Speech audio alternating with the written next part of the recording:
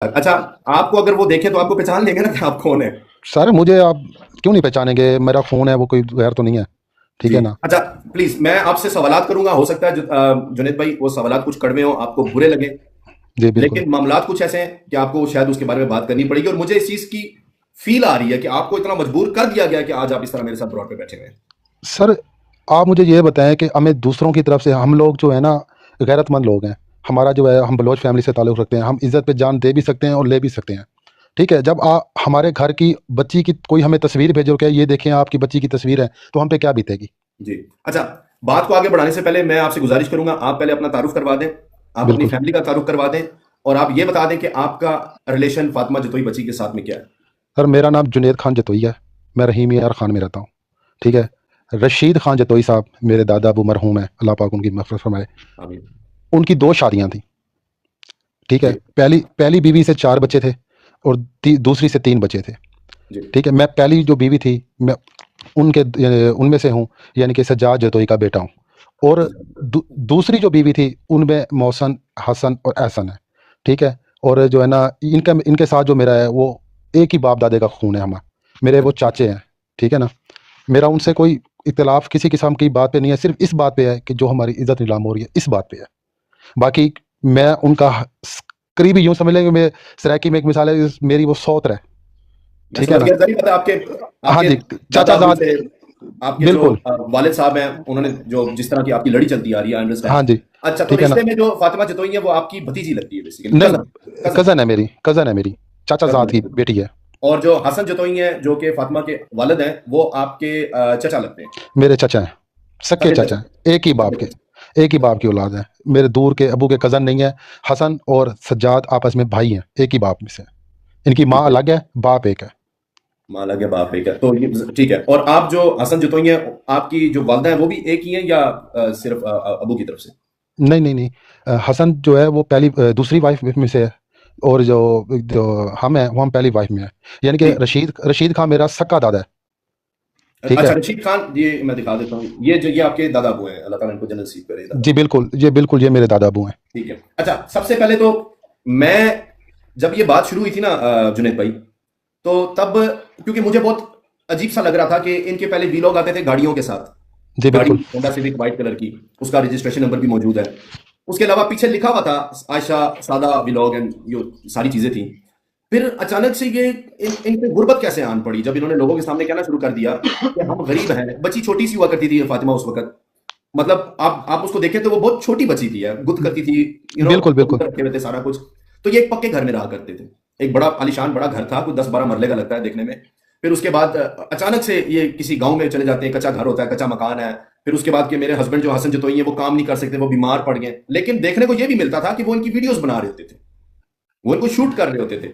तो ये सारा मामला क्या है, इसमें कितनी सच्चाई है कि ये पहले पक्के घर में थे, फिर कच्चे घर में चले गए, गरीब हो गए, कैसे हो गया ये सब? सर इसी बात पे तो दुख है ना, ये असल में इनके पास अल्लाह का सब कुछ है। मेरे जो दादा मरहूम थे, जब वो फोत हुए, तो इनके हिस्से में अच्छी खासी ज़मीन वो इनको दे के गए हैं और इनके नाम करके गए हैं बाकायदा। ठीक। ठीक है ना? वो इन्होंने ज़मीन बेची है और वो अच्छी खासी ज़मीन बिकी है और करोड़ों में बिकी है, लाखों में नहीं करोड़ों में बिकी है। ये तो किस ये तो कौन से ईयर की बात करें आप, किस साल सतारह की? अठा ये 17-18 की बात है। 17 में दादा अबू फौत हुए थे। 17 के बाद इन्होंने ज़मीन बेच दी थी। ओके, ठीक है। 17 के बाद। जो ज़मीन इन्होंने बेची है उसमें से हमें कुछ नहीं मिला। उसमें से अरशद जतोई को कुछ नहीं मिला, हसनैन जतोई को कुछ नहीं मिला। यानी कि दादा अबू अपनी ज़िंदगी में वो अपनी दूसरी बीवी के बच्चों को ये चीज़ें दे गए थे, ज़मीनें दे गए थे। ठीक है। ये तो सवाल ही नहीं पैदा होता कि ये गरीब थे। ट्रैक्टर थे इनके पास हर चीज़ थी दुनिया की, किसी चीज़ की कमी नहीं थी। अत्ता तक के दादा अबू अपनी गाड़ी भी इनको दे गए थे। ठीक है। अच्छा जुनेद भाई, अवाम है, लोग हैं, आपकी जगह कोई और भी होता तो मैं ये चीज कहता, क्या आप हल्फन ये बात जो कह रहे हैं, जो अवाम के सामने जो आप बात रखें, ये हल्फन अल्लाह को हाजिर नाजिर जानते हुए आप सच मैं कह रहे सर मैं अल्लाह को हाज़िर नाज़िर कह के हल्फ़न ये बात कर रहा हूँ, मेरी अगर बात में कोई बंदा गलत साबित कर दे, तो मैं अपना सर कटवाने के लिए तैयार हूँ। हैं? जजाकल्लाह। अच्छा, तो आपके कहने के मुताबिक के जो दादा अबू थे आपके, जी। वो जमीन छोड़ के गए, और जमीन अपनी जिंदगी में आप जो हसन जतोई हैं उनकी वालदा, यानी कि फिर उनके आगे बच्चों में तकसीम हो गई, उनके जाने के बाद जी, वो अपनी जी, जिंदगी में छोड़ गए। तो जी। यानी कि वो करोड़ों में थे, 2017-2018 की बात है, जमीन बेच दी गई। जमीन किस शख्स को बेची गई थी? जो ज़मीन हमारी जिसने ठेके पे ली हुई थी ना, ज़मीन दादा अबू ने उसको ही बेची थी। उसका नाम था जान मोहम्मद खमड़ा, ज़मींदार है। जान मोहम्मद कमड़ा, ये मैंने अपनी वीडियोस में जिक्र भी किया हुआ है पहले। जी। ठीक है जान ना? मोहम्मद तो कमड़ा। जान मोहम्मद खमड़ा बलोच। ज़मींदार है। नहीं, बलोच नहीं, खमड़ा है वो। ओके ओके, ठीक है। ठीक है, वो अदर कास्ट है, तो उसकी ज़मीन है वहाँ 18 मुरब्बे ज़मीन का वो ऑलरेडी मालिक है, ये सारी ज़मीन उसने ही खरीदी है। तो जमीन का टोटल मतलब कितनी थी यार, जस्ट रफली? सर रफली लगाएं तकरीबन 1.5 मुरब्बा ज़मीन थी, आप 1.5 मुरब्बे को हिसाब से 50 लाख रुपए एकड़ के हिसाब से लगा लें कितनी बनती है। तो एक एक मुरब्बा में कितने एकड़ होते हैं? एक मुरब्बे में 25 एकड़ होते हैं। माशाल्लाह।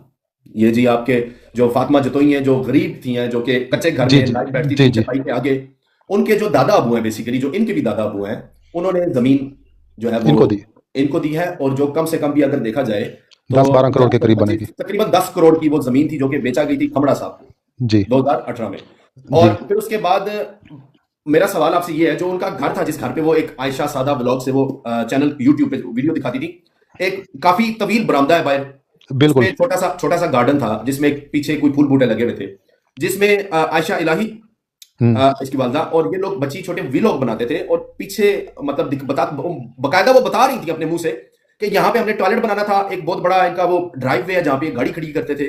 वो घर क्या इनका किराए पे था या अपना था या क्या था वो जहाँ पे व्लॉगिंग नहीं, करते थे? वो जो घर था वो दादा अबू ने अपनी ज़िंदगी में ना, वो हसन की खाला थी उनका था, तो फिर दादा अबू ने उनसे खरीद के हसन को लेके दिया था।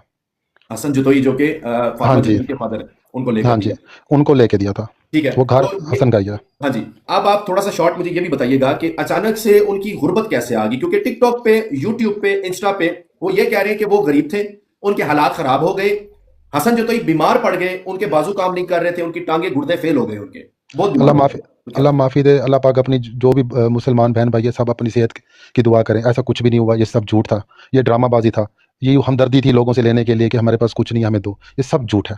ठीक है, ऐसा कुछ भी नहीं हुआ। ठीक है, उसके पास माशाल्लाह करोड़ों रुपए थे। ठीक है ना, और उसकी जो है ना प्रॉपर्टी अच्छी खासी थी, उसको ज़रूरत ही नहीं थी।